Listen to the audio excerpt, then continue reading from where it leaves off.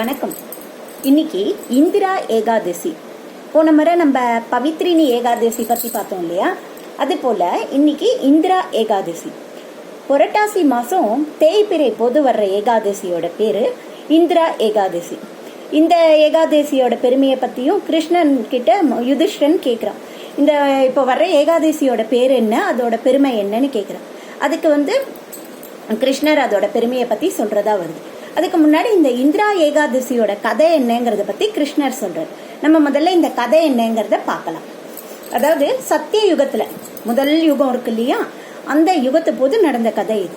அப்போ மகிஷ்மதி, இந்த பேரை எல்லாரும் பாகுபலி படத்துல கேள்விப்பட்டிருப்பேன்.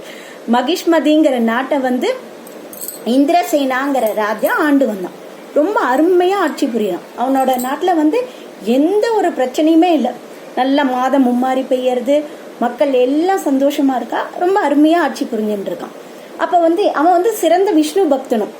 அப்ப என்ன ஆறுதுன்னா, ஒரு நாள் அவனோட அரசவைக்கு திடீர்னு நாரதர் வர்றார். நாரதர் யாருன்னு எல்லாருக்குமே தெரியும். நாரதரை பார்த்த உடனே அவனுக்கு ரொம்ப ஆச்சரியமாயிடுறது. நல்ல 16 வகை உபச்சாரம்னு சொல்லுவா. அவரை முனிவரை வரவேற்று அவருக்கு நல்ல அமர இருக்கை கொடுத்து எல்லாம் பண்றார். அப்ப அவர் சொல்றார், நீ நல்ல அருமையா ஆட்சி புரிஞ்சுட்டு வர. உன்னோட நாட்டில் பொதுவாக பார்த்தா ஒரு ராஜ்யம் சிறப்பாக இருக்குன்னா அதில் 7 விஷயங்கள் முக்கியமானதாக இருக்கணும். அது என்னன்னு டீட்டெயிலாக நம்ம அப்புறம் இது பண்ணலாம். அது எல்லாம் அவனோட நாட்டில் இருக்கு. அதை பார்த்துட்டு இவர் கேட்குறார், நீ அருமையாக ஆட்சி புரிஞ்சுட்டு இருக்க, எனக்கு ரொம்ப சந்தோஷம் அப்படிங்கிற. நல்லது, உங்களை மாதிரி இவாளோட முனிவரோட ஆசை தான் எனக்கு தேவை அப்படின்னு அவன் சொல்கிறான். அப்போ சொல்கிறார், நான் இதே மாதிரி ஒரு நாள் என்ன பண்ணேன்னா இதுக்கு போனேன், யமனோட யமலோகத்துக்கு போனேன். யம தர்மராஜா என்னை அருமையா நீ வரவேற்று எனக்கு எல்லா உபசரிப்பும் கொடுத்தான். அங்க நான் உன்னோட அப்பாவை பார்த்தேன். அவர் சொன்னார், நான் இந்திர மகிஷ்மதி ஆண்டுன்னு இருக்கான் இல்லையா, இந்திரசேனா, அவனோட அப்பா நான் அப்படின்னு சொல்லிட்டு எனக்காக நீங்க ஒரே ஒரு விஷயம் பண்ணணும்னு. என்னன்னு நான் கேட்டதுக்கு அவர் என்ன சொன்னார்னா, நீங்க போய் என்னோட மகனை போய் பார்க்கணும். நான் யமலோகத்துல கஷ்டப்பட்டு இருக்கேன். நானும் நல்லபடியா ஆட்சி புரிஞ்சவன் தான்.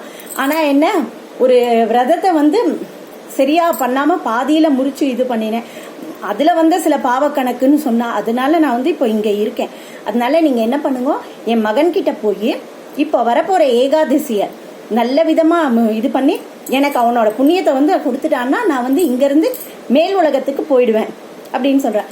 சரின்னு சொன்னோன்னே இவனும், நான் ஐயோ எங்க அப்பா யமலோகத்துல கஷ்டப்படுறாரா, நான் கண்டிப்பா அவர் என்ன சொன்னாரோ பண்ணிடுறேன், ஆனா எனக்கு என்ன பண்ணணும்னு தெரியாது, நீங்க சொல்லுங்க. உடனே அதுக்கு இவர் சொல்றார், நீ இப்ப வரப்போற ஏகாதசி இருக்கு, புரட்டாசி மாசம் வர்ற தேய்பிரையில வர்ற ஏகாதசி சரியா, அது இப்பதான் வருது.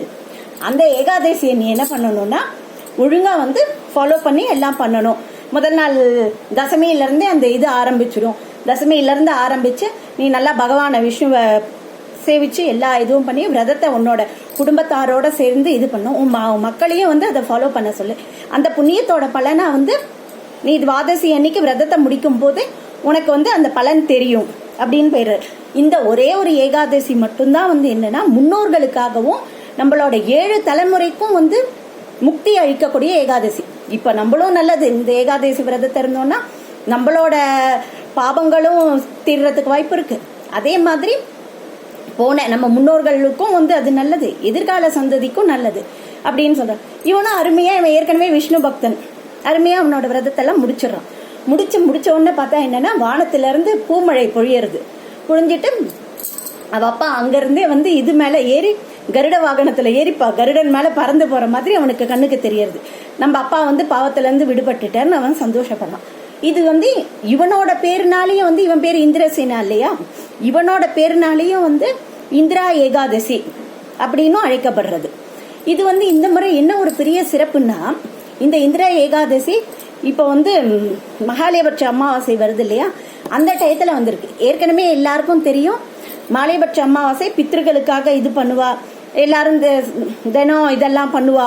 இந்த 15 நாள் மாலையபட்சம் கொண்டாடுவாங்கிறது தெரியும், நிறைய பேர் கொண்டாடுவான். அது மாதிரி இருக்குங்கிற அதனால ரொம்ப இது. சிலரோட ஜாதக அமைப்புலையும் பார்த்தா சொல்லுவா ஜோசியர்லாம், உங்களுக்கு பித்ரு சாபம் இருக்கு, உங்களோட மூதாதையரோட சாபத்தினாலதான் உங்களுக்கு சரியா எதுவும் நல்லது நடக்கல அப்படின்லாம். இன்கேஸ் அது மாதிரி ஏதாவது இருந்தா கூட நம்ம இந்த ஏகாதசியை ஃபாலோ பண்றது மூலமா எல்லாருக்குமே ரொம்ப நல்லது. அதனால நம்ம எல்லாரும் கண்டிப்பா இதை நம்ம ஃபாலோ பண்ணுவோம்.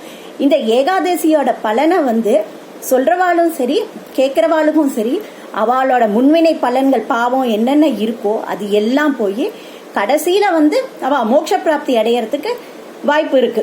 அதனால கண்டிப்பா நம்ம இந்த ஏகாதசியை ஃபாலோ பண்ணணும். எல்லாரும் ஃபாலோ பண்ணுவோம். அப்புறம் பித்ரு சாபம் போயிடும்.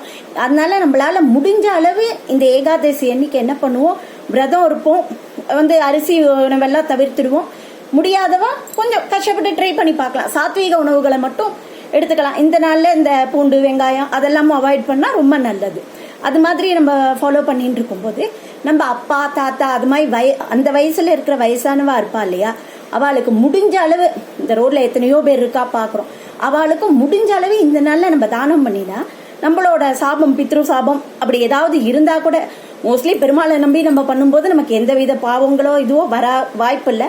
அப்படி இருந்தா கூட அது எல்லாமே போறதுக்கு நிறைய வாய்ப்பு இருக்கு. நன்றி, வணக்கம். இந்த மாதிரி கதை வேணும்னா நம்ம சேனலை சப்ஸ்கிரைப் பண்ணுங்க.